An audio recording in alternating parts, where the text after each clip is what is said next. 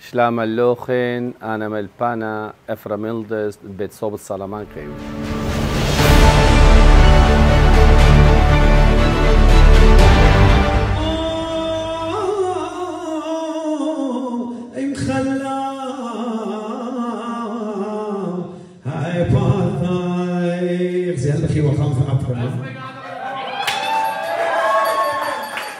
يلا كله يزمر.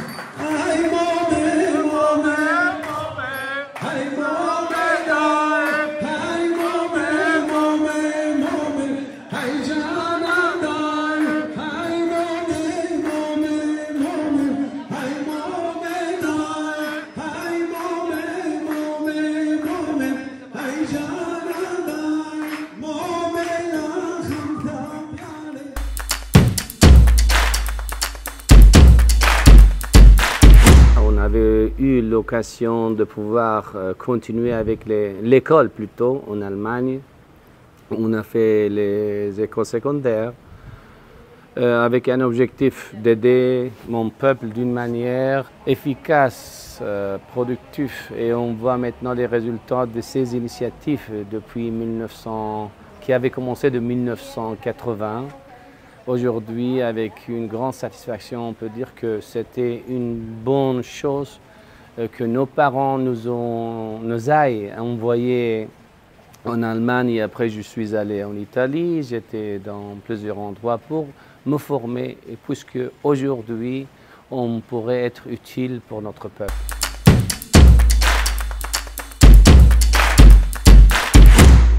En premier lieu, une fois que j'avais déjà fait les études universitaires à l'Université Urbaniana de Rome, on avait la possibilité de se former aussi dans les langues sémitiques, mais aussi dans les langues classiques, parce que faisant les études bibliques, c'était l'avantage de pouvoir apprendre les langues sémitiques, soit l'hébreu que l'araméen, pour mieux comprendre le texte biblique. Et après, j'ai utilisé ces connaissances, ces études pour un objectif clair, pour faire un bien à mon peuple, pour enseigner notre langue, soit le classique que le moderne.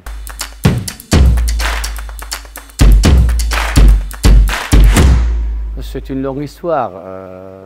Une fois que je me suis marié, alors on a décidé de s'installer en Espagne, dans un endroit où il y avait la possibilité de développer ce que j'avais comme des projets déjà conçus depuis longtemps.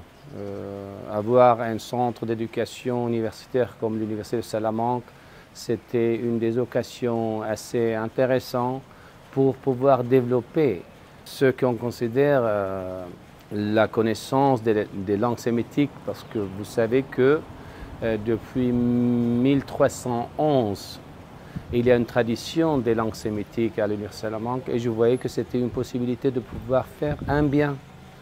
Et on a utilisé cette tradition sémitique si large pour aujourd'hui avoir aussi un degré complet des études hébraïques et araméennes, dans lesquelles on enseigne aussi le Surut pendant une année entière. On enseigne le syriaque classique un an entier et l'ancien aussi. Et on a des textes, des autres cours qui sont cours obligatoires. Pendant 2 ans, on enseigne aussi la littérature et les textes littéraires. Mais aussi, on a des cours complémentaires pour expliquer ces questions qui aujourd'hui sont cruciales pour nous. Qui sommes-nous? Qu'est-ce qu'on fait? Puisqu'on soit conscient et on sait bien les araméens parlants, qui sont ces gens-là. Alors, on a des cours spécifiques pour éclairer, pour expliquer les différents peuples qui sont araméens parlants, entre eux les Assyro-Chaldéens.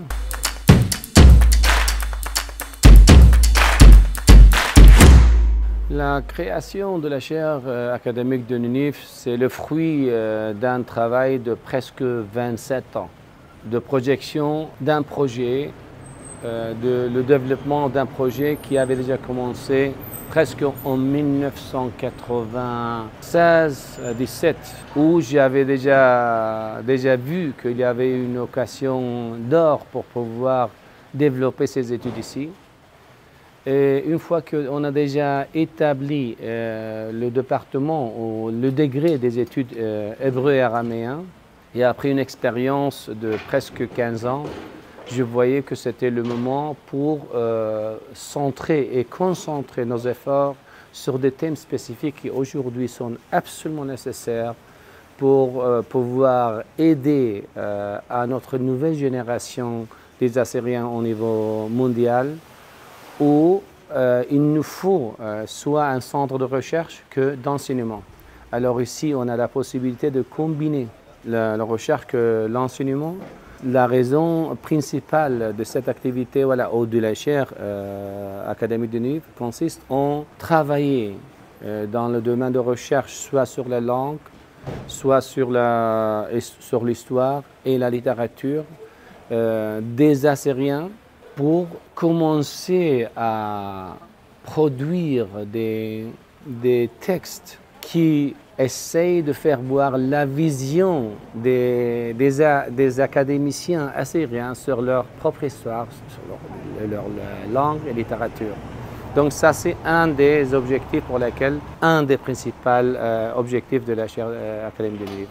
Un autre objectif fondamental, c'était aussi de chercher les moyens pour faire étudier le talent assyrien dans leur patrimoine linguistique, historique et littéraire.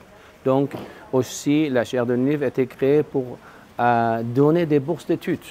Aujourd'hui, nous avons déjà de la France le premier étudiant qui est là et qui a commencé à se former pour être après envoyé. Et une troisième branche de chaire de Niv, c'est l'enseignement de la langue moderne, Sourd ou Sourite, dans des plateformes virtuelles, où nous avons déjà un numéro raisonnable des professeurs qui sont capables, qui sont déjà formés pour enseigner la langue comme il faut.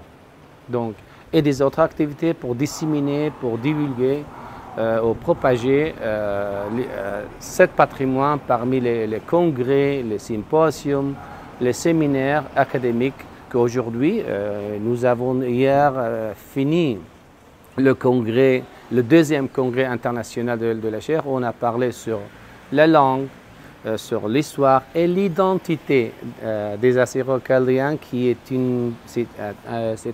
un thème très très nécessaire pour éclairer, pour expliquer de différents points de vue la réalité historique de ce peuple.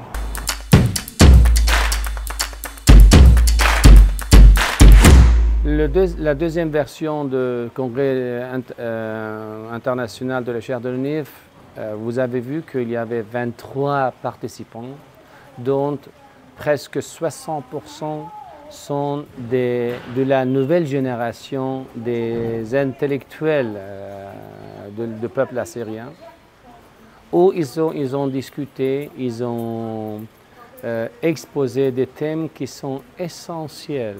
Et si nous continuons ainsi, alors on aura l'occasion, ou nous allons avoir l'occasion de pouvoir expliquer, pas seulement aux étrangers, mais à notre gens, la richesse de patrimoine dans le domaine de l'histoire, de la langue, de la littérature, de la culture dans son ensemble. Donc, les résultats vont être publiés l'année prochaine, si Dieu veut. On aura deux volumes, un premier volume de la première version et un deuxième de la deuxième, qui vont être exposés dans le troisième congrès qui aura lieu à Paris. Pourquoi à Paris? Parce que nous avons commencé, je l'avais déjà prévu, de transporter les activités, les objectifs de Niv à des endroits où il y a une communauté assyrienne. Et je voyais que c'était aussi bien, et je remercie à l'ASF pour d'avoir nous donné l'occasion, et j'espère que toutes les autres associations des Assyro-Chaldéens de France vont participer pour faire un congrès nécessaire, utile pour notre peuple. la chaire de Ninive a commencé sa route et ça va continuer. On va commencer à Paris, après on ira en Allemagne et après on va sauter au continent américain, australien et bien sûr aussi territoire assyrien de Mésopotamie. Donc ça c'est l'objectif principal de transmettre, mais aussi de le mettre directement à la disposition de la communauté assyrienne les activités, les initiatives, les projets de recherche, puisqu'il y a aussi une manière tangible de ce qu'on fait comme activité académique au niveau déjà d'université.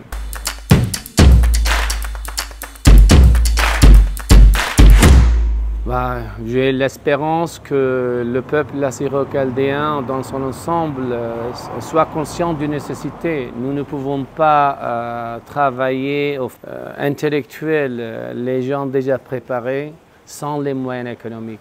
Donc j'espère que le peuple assyrien va être capable de mettre en valeur la nécessité, l'importance d'investir dans l'éducation.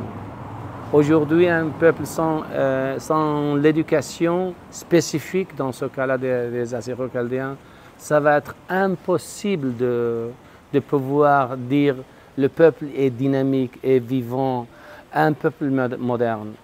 Si nous sommes capables d'investir, nous serons capables aussi de faire un bien pour le peuple, surtout pour la nouvelle génération assyrienne. Notre objectif plutôt, sont de centrer notre effort sur la nouvelle génération qui a le droit de connaître son patrimoine dans son ensemble, soit dans le domaine linguistique, historique, culturel, littéraire.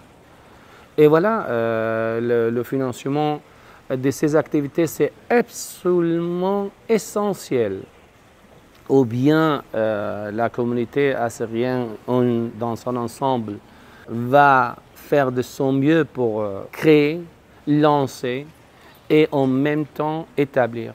Parce que si nous avons les moyens, nous allons aussi mettre en place beaucoup des activités qui feront un bien énorme pour la génération future. Il faut avoir des bourses d'études, il faut avoir les moyens pour des projets de recherche, il faut avoir aussi les moyens pour préparer une plateforme dont on avait déjà parlé depuis des années avec les responsables assyro-chaldéens de France, surtout de Paris, de commencer à lancer ces activités. Et sans les moyens économiques, ça va être impossible. Mais je suis absolument convaincu que notre peuple va être capable de voir l'importance d'investir, mettre en valeur aussi la formation de la nouvelle génération.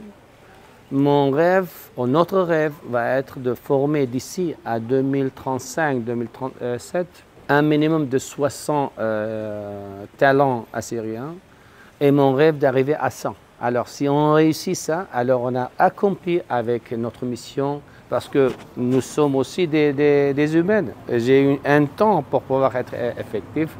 Et ça, c'est un rêve des membres de la chaire de Ninive.